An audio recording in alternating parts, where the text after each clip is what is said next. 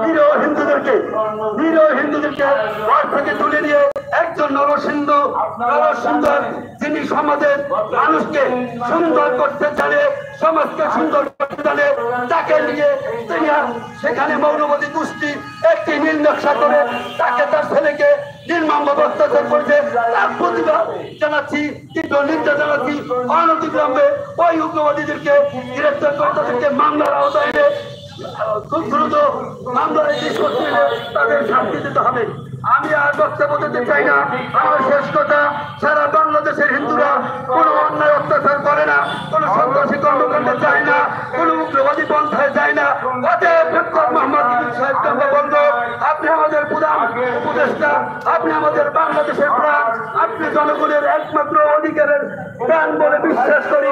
আপনি আপনার এই উপদেষ্টা পরিষদকে থেকে অনতিবিলম্বে মিটিং থেকে এই সরকারি কর্মকর্তাকে বিচারিত করতে হবে, মন্দিরগুলো প্রতিষ্ঠিত করতে হবে।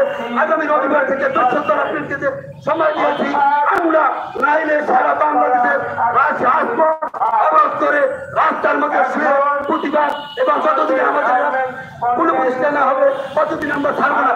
আমাদের দুঃখের বিষয়, আজকে আমাদের শ্রী শ্রী জগন্নাথ দেবের রথযাত্রা বাংলাদেশ জাতীয় হিন্দু যুব মহাজন অত্যন্ত আনন্দের সহিত ১ সপ্তাহ ধরে বিভিন্ন ধরনের প্রোগ্রাম করার জন্য আমরা অনেক টাকা পয়সা ব্যয় করে আমাদের ধর্মীয় সেই জগন্নাথ দেবের রথযাত্রা অংশগ্রহণ করতে চেয়েছি। আমরা এই দুঃখের বিষয়, আমরা সেই জগন্নাথ দেবের রথযাত্রায় অংশগ্রহণ করতে পারছি না। আপনার এই অসাধু কর্মকর্তার কর্মকাণ্ডে এবং মৌলবাদী উগ্রবাদীদের চিন্তা চেতনায় যাতে করে আমরা যদি জগন্নাথ দেবের রথযাত্রায় সারা বাংলাদেশে নিশ্চিত নিরাপত্তা আপনার কাছে যে হিন্দুদের নিরাপত্তা আছে, আমি আমার বক্তব্য শেষ করছি। জয় শ্রীরাম, জয় হোক বাংলাদেশ জাতীয় হিন্দু মহাজোটের, বাংলাদেশ জাতীয় হিন্দু যুব মহাজোটের, বাংলাদেশ জাতীয় হিন্দু ছাত্র মহাজোটের, বাংলাদেশ হিন্দু মহিলা মহাজোটের, বাংলাদেশ জাতীয় হিন্দু স্বেচ্ছাসেবক মহাজোট। সনাতনীদের জয় হোক, জয় শ্রীরাম। ধন্যবাদ। এবার আমাদের মাঝে বক্তব্য নিয়ে আসছেন নিলয় পাল আদর, ভারপ্রাপ্ত সাধারণ সম্পাদক, বাংলাদেশ জাতীয় হিন্দু ছাত্র মহাজোট। নিলয় পাল আদরকে বক্তব্য দেওয়ার জন্য অনুরোধ করছি।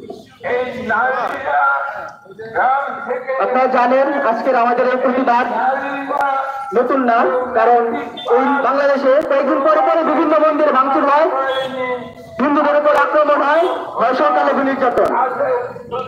গত কালকে খিলক্ষেতে যে হামলা হয়েছে, সেই হামলা হয়েছে প্রশাসনের নেতৃত্বে। আমরা বিগত সময়ে বাংলাদেশে কখনো প্রশাসনের নেতৃত্বে কোনো মন্দির ভাঙতে দেখিনি, প্রশাসনের নেতৃত্বে কোনো সাম্প্রদায়িক হামলা দেখিনি। কিন্তু এটি বাংলাদেশে প্রথম নজির সৃষ্টি করেছে এই অন্তর্বর্তীকালীন সরকার, যে সরকারের রেল মন্ত্রণালয়ের নির্দেশে, যে সরকারের একজন রেল কর্মকর্তা নাসির উদ্দিনের নির্দেশে সেই সাম্প্রদায়িক হামলা হয়েছে। আমরা বাংলাদেশ জাতীয় হিন্দু মহাজোট এই সাম্প্রদায়িক হামলার তীব্র নিন্দা ও প্রতিবাদ জানাই।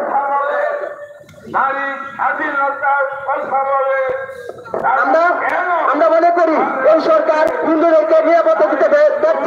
আমরা ৫ই আগস্ট পরবর্তী সময়ে যখন কিনা স্বৈরাচারী আওয়ামী লীগ সরকার এই দেশ থেকে পালিয়ে গিয়েছিল, তখন আমরা মনে করছিলাম আমরা হিন্দুরা হয়তো ভালোভাবে বাঁচতে পারবো, এই বাংলাদেশে হয়তো বা হিন্দুরা সংখ্যালঘু হিসেবে না, একজন বাংলাদেশের নাগরিক হিসেবে বাঁচতে পারবে। কিন্তু আমরা কি দেখলাম, সেই সংখ্যালঘু নির্যাতন, যে নির্যাতন হয়েছে বিগত ১৭ বছর, যে নির্যাতন হয়েছিল নাসিরনগর, রামু সহ কুমিল্লা সহ বিভিন্ন জায়গায়, যে নির্যাতন হয়েছিল ২০২১ সালে শারদীয় দুর্গাপূজায়, সেই নির্যাতন আবারও শুরু হয়েছে বাংলাদেশে। আপনারা জানেন আমরা এই বাংলাদেশের হিন্দুরা, অসামরিক চেতনা বিশ্বাসী হিন্দুরা, আমরা চেয়েছিলাম এই একটি সুন্দর বাংলাদেশ হিসেবে রূপান্তরিত করার। আপনারা জানেন অ্যাডভোকেট গোবিন্দচন্দ্র পরমাণিক এই বর্তমান অন্তর্বর্তীকালীন সরকারকে সর্বোচ্চ সহযোগিতা করেছিল। উনি বলেছিল যে আমরা এই সরকারের পাশে আছি, আমরা এই সরকারকে পাশে নিয়ে হিন্দুরা এই বাংলাদেশকে একটি অসামরিক বাংলাদেশ রূপান্তরিত করতে চাই। কিন্তু এই সরকার কি করলো, প্রতিনিয়ত হিন্দুদেরকে বিভিন্নভাবে নির্যাতন করছে। আমরা দেখতে পাচ্ছি একটি অন্তর্বর্তীকালীন সরকারের উপদেষ্টা মন্ডলীদের, ওরা যে উপদেষ্টা মন্ডলী হয়েছে, এখানে হিন্দু কোথায়?